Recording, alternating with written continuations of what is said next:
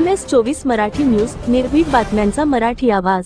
वाळवा पंचायत समितीवर राष्ट्रवादी काँग्रेस, शरदचंद्र पवार पक्षाचे वर्चस्व, तालुक्यातील शेगावचे उदयसिंह पाटील सभापती तर ऐतवडे खुर्द प्रकाश पाटील यांची उपसभापती पदी बिनविरोध निवड। वाळवा तालुक्याच्या राजकारणाचे केंद्र असलेल्या वाळवा पंचायत समितीला आता नवे नेतृत्व मिळाले आहे। पंचायत समितीच्या सभापती पदी मा.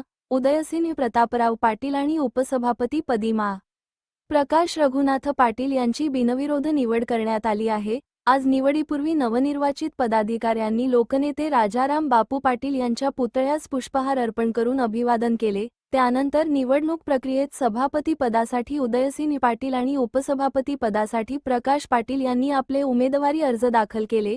दोन्ही पदांसाठी प्रत्येकी एकच अर्ज आल्याने ही निवड बिनविरोध झाल्याचे जाहीर करण्यात आले।